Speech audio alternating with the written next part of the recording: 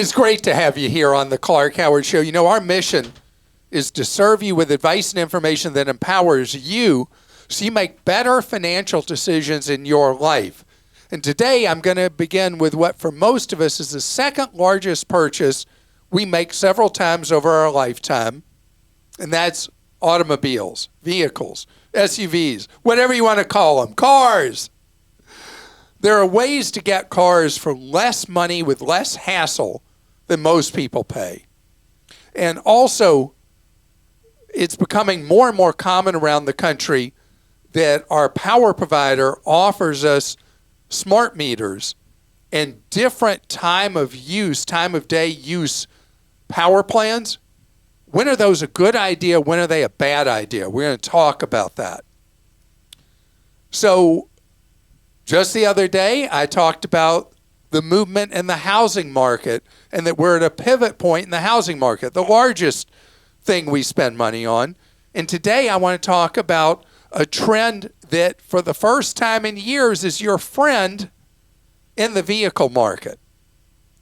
So the automakers got used to being fat and happy during the supply chain shortages during the COVID years and refused to acknowledge in their internal meetings and their planning that the market has shifted.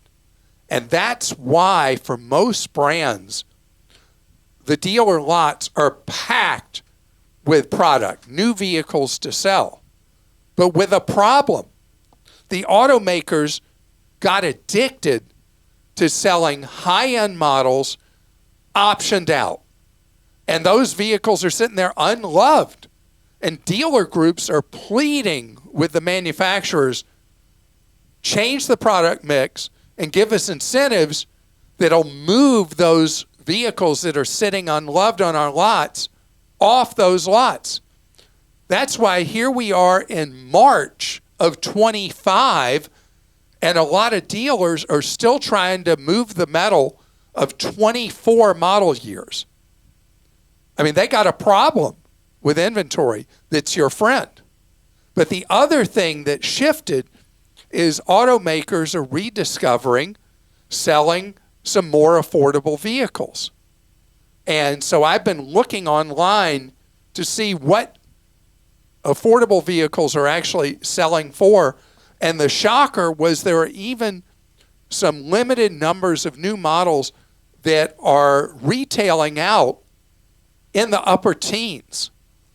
And Consumer Reports every April publishes its annual auto buying guide, and the advance information of it, and some people who are subscribers have already gotten that issue now, shows there are some affordable vehicles that also Consumer Reports recommends and also pass their reliability tests.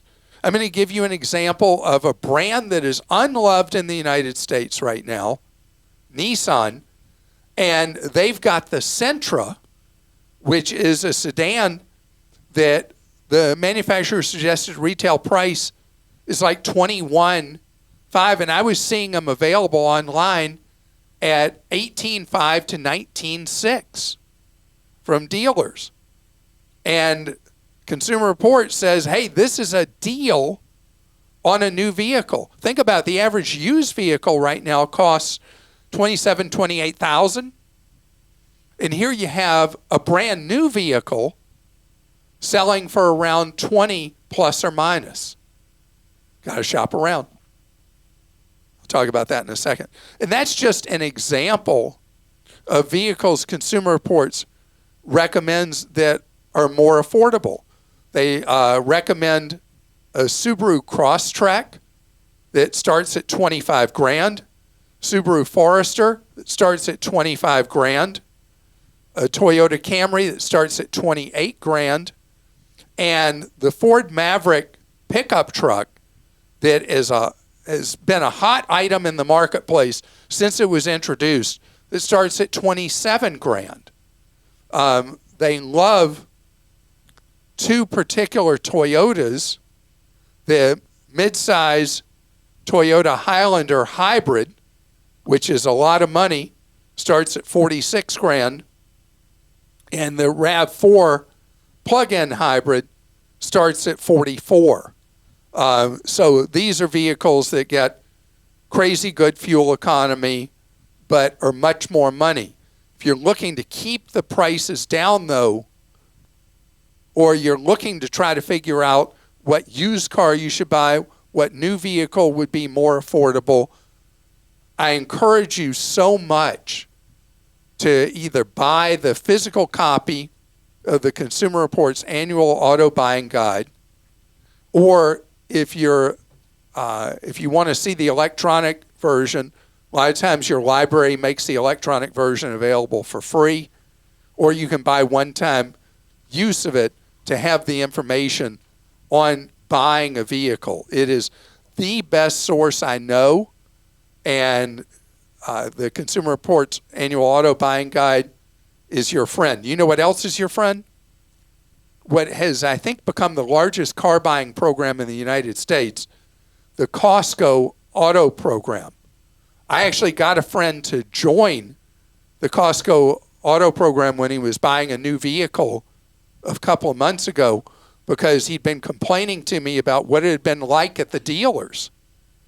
What the Costco program does is it's such a powerful seller of products and has a more affluent customer base that the Costco auto buying program works this way. Costco has terms and conditions that the dealers have to live by, non-negotiated price, no games, no gimmicks, no cons, no grind, no weird pressure, no roofing your keys. You remember what roofing, you ever heard me talk about roofing keys? I'll tell you that in a second. Anyway, the Costco program, you know up front what that vehicle is going to cost before you ever have to set foot at a dealer. And it is a clean buying process. If it's not at a dealer, you report them. Costco hears enough complaints about a dealer, they're kicked out for real. And because the Costco buyers come with the ability to buy, and their sales are quick and easy, dealers crave having that buyer base. And we have a guide at Clark.com how to take advantage of the Costco car buying program. Now, roofing your keys. Gosh, it was funny because I was talking with somebody who brought it up yesterday. So roofing is a trick that car dealers use, not all car dealers, just crooked ones. Unfortunately, there are still some crooked dealers. So you go there, you're looking at a vehicle, and they're going to appraise your used vehicle to see what they'll give you as trade-in. And then you decide you're not going forward with anything there, and gosh, they can't find your keys. What happened to your keys to the car you went there in? And so the expression roofing comes from back in the old days. They would literally throw your car keys on the roof and not be able to find them, supposedly, to keep you there and put you through the grind and wear you out and get you hungry and thirsty and get you to sign for a new vehicle or a new-to-you used vehicle you didn't really want. Yep, things really do get that dirty at some car dealers. And it is the fifth most common complaint we get to the Team Clark Consumer Action Center, the way dealers that are dishonest may try to rip you off. You got to be aware, you got to be wary, and the best thing, let's say you don't want to do the Costco thing, still, you negotiate your deal online. You make your deal online. You never, not ever make your deal at the dealer, because remember, you're on their home field advantage. You want to maintain home field advantage by being hard to get doing your shopping from your home. All right. Here's a question from Steve in Connecticut, and this relates to cars. We have a 2006 Honda Accord EX with 227,800 miles on it. And it's not So our it's primary. a baby. Yeah, it's not our primary car. It needs to have a new catalytic converter at a cost of between $2,900 and $3,350 to be able to pass Connecticut emissions and be able to renew its registration. We have no other problems with this car. Do you think it would be worth the cost of repair? If we don't repair it, we would be looking to replace this car in May of this year. Historically, this model is lasting over 300,000 miles. Yeah, and this car would have a value still significantly higher than the cost of the catalytic converter. But catalytic converter money is like throwing money down a rat hole. I mean, you'll get not 1 cent additional value out of your Honda Accord when you do eventually sell it with that new catalytic converter versus not having it, because there are so many states and areas that don't have emission testing. You'd be able to sell that vehicle into one of those. But not having a payment, you think about, okay, so if you spend $3,000 on this catalytic converter, how many months payments is that on a typical vehicle loan? Do you know? 4. Oh. So all you have to do is get 4 more months out of the Accord EX, and you're pretty much even with having done the catalytic converter on it. And since the car is so mechanically sound other than catalytic converter problem, I think you'd be making a good decision to do the catalytic converter. Also, you say you drive it very little.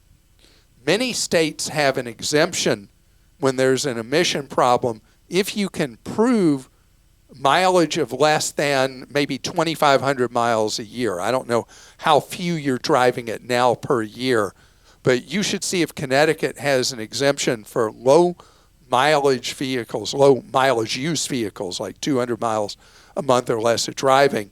If you can get the vehicle registered and avoid having to replace the catalytic converter. Dwight in Maryland says, I've been a listener for years and have benefited immensely. Thanks for keeping this going. I have been an EV owner since 2016 when I bought my first Model S. I'm planning to trade in my 2021 Model X for a 2025 Gen 2 Rivian 1S, but I am struggling on when to make the switch. If I buy now, I can take advantage of Rivian's incentives, including a 1.99% financing for a dual max performance. That's going to be an expensive Rivian you're looking at. Though I would prefer to wait for a used Gen 2 R1S, I am concerned about the trade-in value of my Model X dropping substantially. Should I wait until the late spring to make the switch to a used R1S, or swing now with the current Rivian incentives for a new one while taking advantage of my Model X's current value? Do we know how many miles the Model X has? It says P.S. No, but he said P.S. My 2016 Model S is still kicking at 163,000 miles. Do you think Rivians will hold up? So go read. I was just talking at the top of this about the Consumer Reports annual issue. Read what they say about Rivians. They're fun, but read Consumer Reports reliability report and stuff on the Rivian before you go forward with the R1S.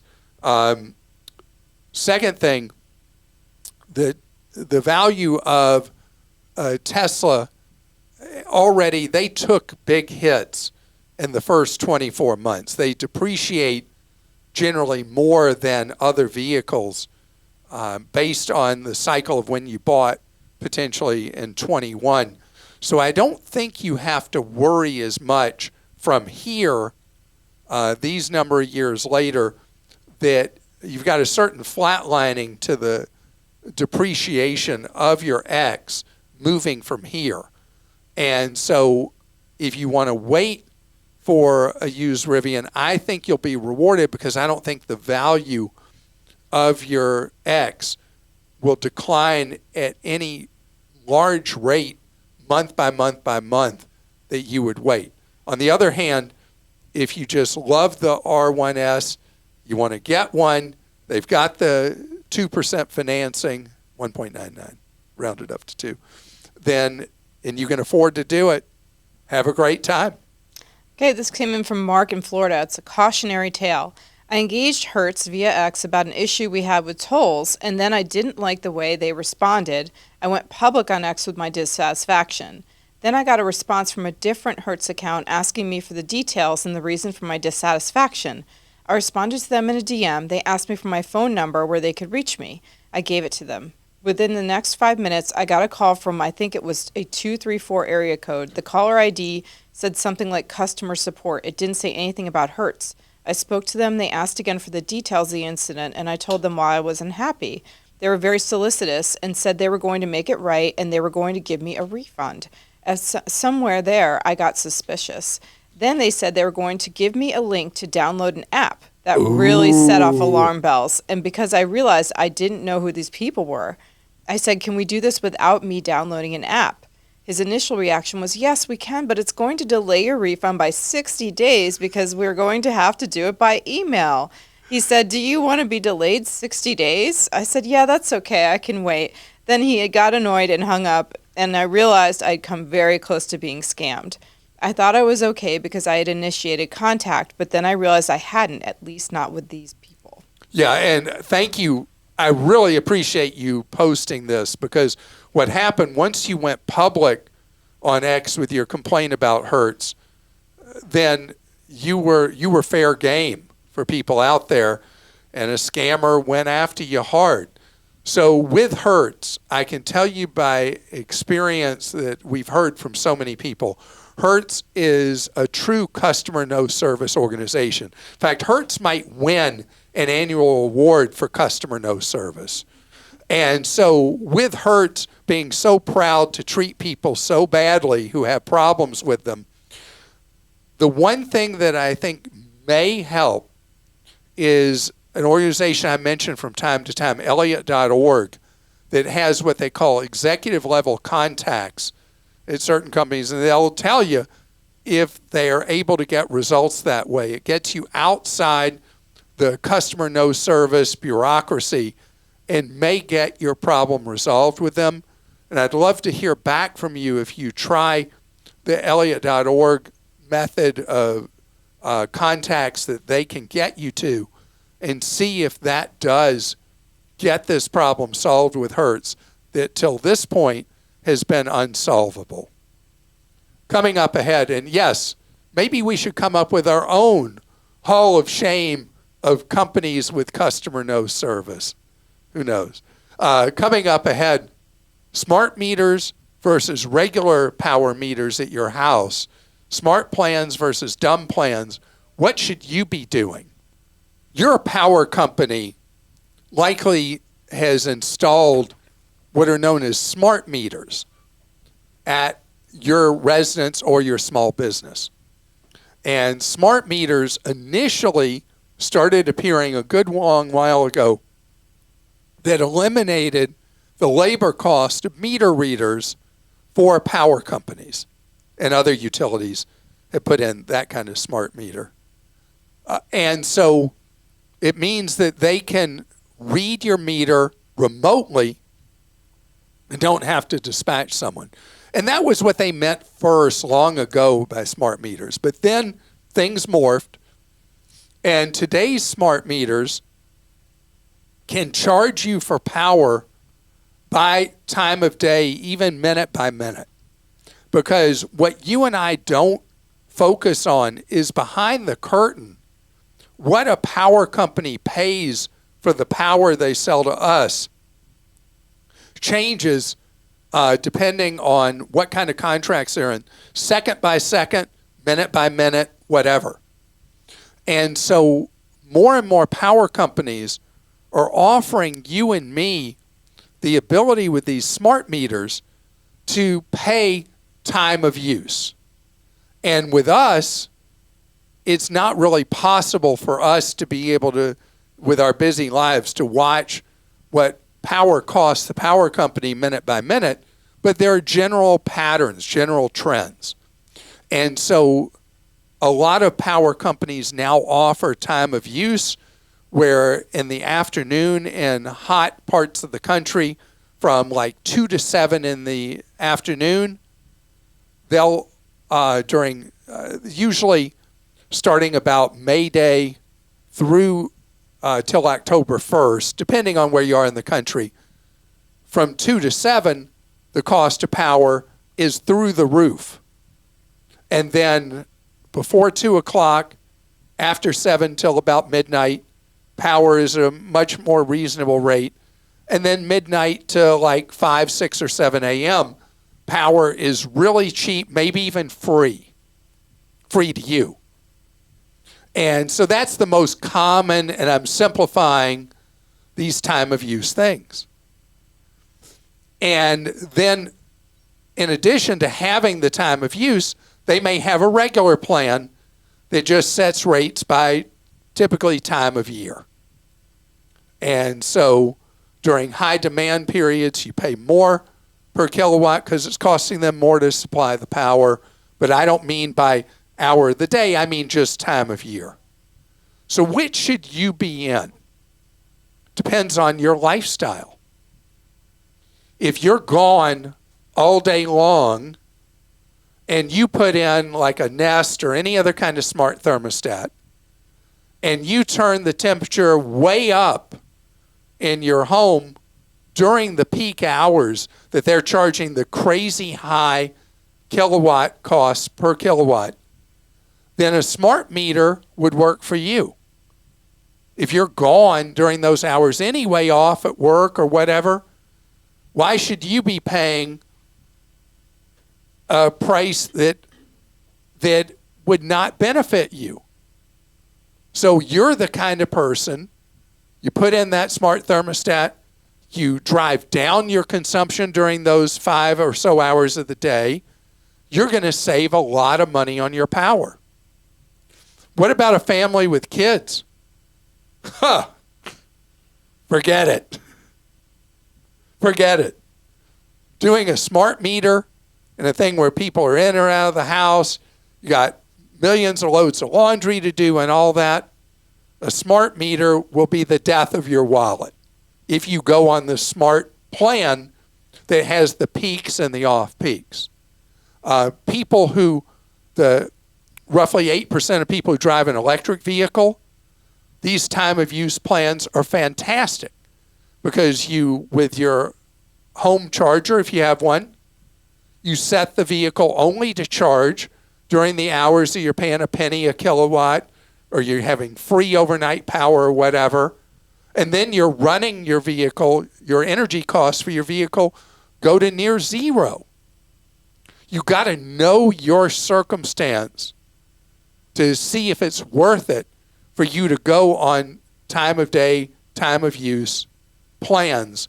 Otherwise, the simple regular plan is the smarter choice. Do you have a smart meter at your home? No, I do not. I tried, the power company had a program that I tried, and it did not work in my favor. So I stopped using it. So I used one for 4 years where it was a different kind of thing. I got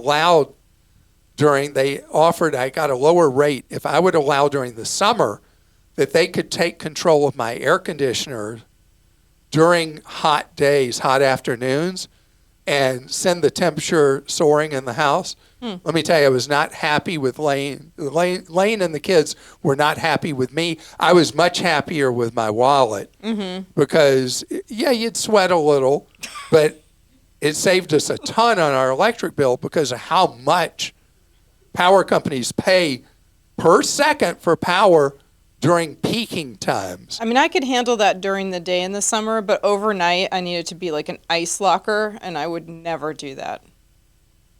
Honestly. Okay. Ken in Michigan says... You need to have the ice batteries when those become available. I do. State Farm is offering Ting fire safety devices to monitor my home and electrical system for free. The system uses a 24/7 Wi-Fi connection to talk with Ting, and is supposed to provide early warning of potential electrical fire hazards. There's no insurance discount associated with it. Is this a good idea, and is there anything I should be aware of before signing up? Take the Ting. Take it from State Farm. My insurer requires it and doesn't pay for it. Oh, State Farm is nice. Paying for it. You take the Ting. Because, I mean, think about it. What it does it's going to let you know that there's a potential fire hazard with some part of your electrical, or also notify, get early fire response if there is apparently a small fire going on in your home. I think the Ting thing is great.